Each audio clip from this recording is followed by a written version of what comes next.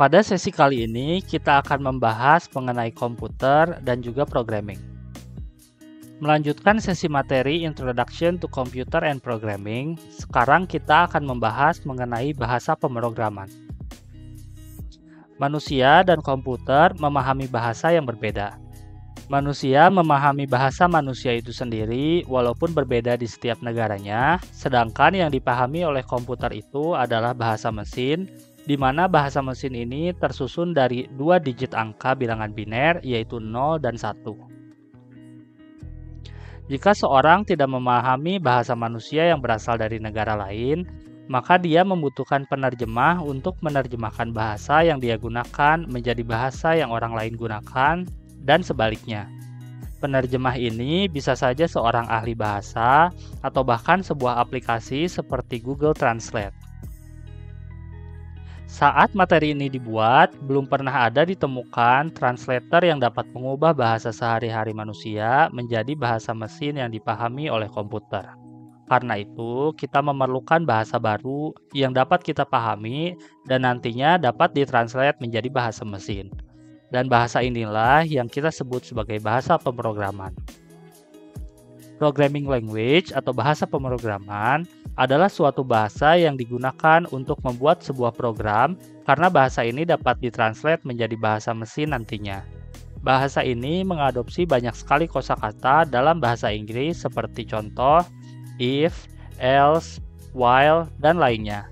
Ada banyak sekali bahasa pemrograman saat ini, dan setiap bahasa pemrograman memiliki fungsinya masing-masing. Bahasa pemrograman ini nantinya akan ditranslate menjadi bahasa mesin oleh translator yang dinamakan compiler atau interpreter. Keduanya memiliki tujuan yang sama, hanya cara kerja yang berbeda. Bahasa pemrograman yang ditranslate menggunakan compiler akan digolongkan sebagai compiled language, sedangkan bahasa pemrograman yang ditranslate menggunakan interpreter digolongkan sebagai interpreted language.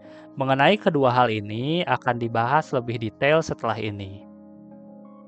Kurang lebih seperti ini proses dari membuat kode dengan bahasa pemrograman seperti Python yang kemudian ditranslate oleh translator menjadi bahasa mesin yang dipahami oleh CPU. Kemudian bahasa mesin yang berisi kumpulan instruksi atau perintah tersebut dijalankan atau diproses oleh CPU. Sekarang, apa itu compiled dan interpreted language? Perbedaan antara keduanya adalah pada bagaimana sebuah kode itu diproses. Compiled language adalah jenis bahasa yang akan melalui sebuah proses yang disebut compiling sebelum menjadi program yang dapat dijalankan. Proses compiling ini dilakukan oleh compiler untuk mentranslate semua kode secara sekaligus menjadi bahasa mesin yang dapat dieksekut oleh CPU. Jadi kode yang dibuat oleh kita dikompil setiap barisnya dari awal hingga akhir menjadi bahasa mesin, untuk kemudian dieksekut oleh CPU nantinya. Pada proses compiling, terjadi pengkoreksian sintak kode yang ditulis. Sintak adalah suatu aturan penulisan kode pada sebuah bahasa pemrograman. Jika terdapat satu kesalahan pada salah satu baris kode, maka program akan gagal secara keseluruhan. Kemudian jika terjadi perubahan satu baris saja pada kode program, harus melakukan proses compile ulang yang akan memeriksa semua baris kode dari awal kembali walaupun hanya satu baris yang berubah. Ketika sudah selesai dikompil dan tidak terdapat error di dalamnya, barulah program dijalankan. Kelebihan dari compiled language adalah kecepatan pada saat program yang sudah jadi dijalankan. Karena kode program yang dieksekusi oleh CPU sudah dalam bentuk bahasa mesin yang sudah diperiksa dan ditranslate oleh compiler. Kekurangannya adalah pada saat proses perbaikan atau perubahan kode, karena setiap kali kita melakukan perubahan harus melewati proses compile yang akan memeriksa kode secara keseluruhan dari awal, walaupun kita hanya merubah kodenya sedikit saja. Contoh compiled language adalah bahasa C, C++, C#, dan juga Go. Jika pada compiled language, proses compilingnya memeriksa secara keseluruhan Pada interpreted language akan dilakukan pengkoreksian dan translate baris per baris.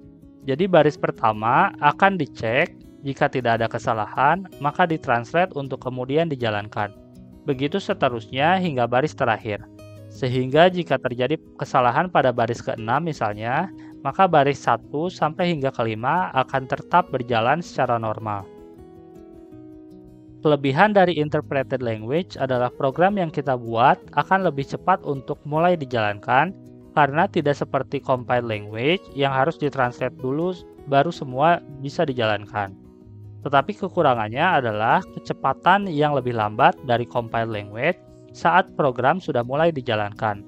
Karena saat setiap baris kode dari interpreted language akan dijalankan, akan ada proses pengecekan dan translate kodenya terlebih dahulu.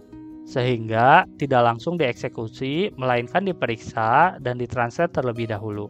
Berbeda dengan compiled language yang langsung dieksekusi karena semua kode telah terlebih dahulu diperiksa dan ditranslate oleh compiler.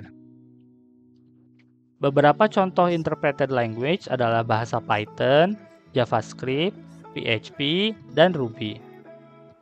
Sekarang kita akan membahas kenapa saya memilih bahasa Python bukan bahasa yang lain untuk kebutuhan data science. Alasan pertama kenapa memilih Python adalah karena Python itu adalah bahasa yang sangat populer. Bahasa Python digunakan oleh banyak sekali data scientist maupun developer karena mampu memenuhi kebutuhan industri dalam mengembangkan berbagai jenis aplikasi, dan juga terutama dalam melakukan kegiatan-kegiatan yang dibutuhkan dalam data science.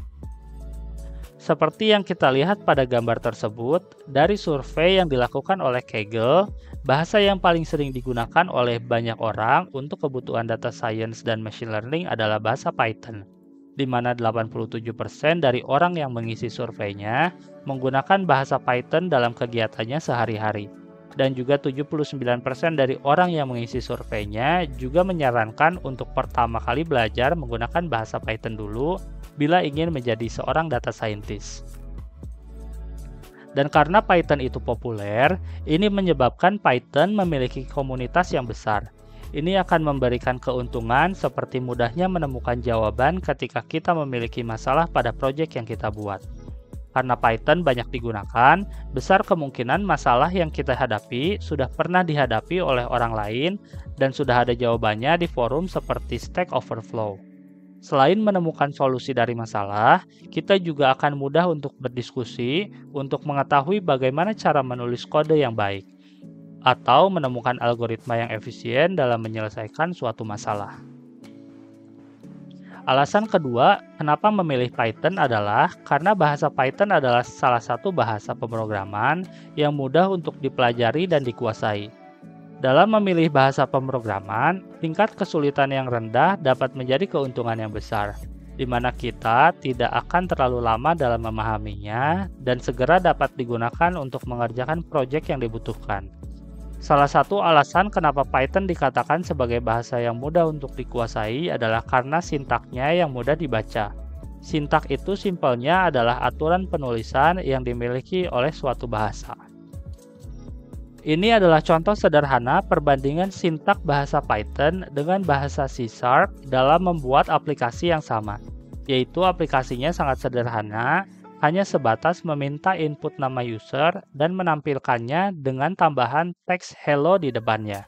Terlihat bahwa bahasa Python jauh lebih singkat penulisannya dan juga jauh lebih mudah untuk dimengerti dibandingkan bahasa C#.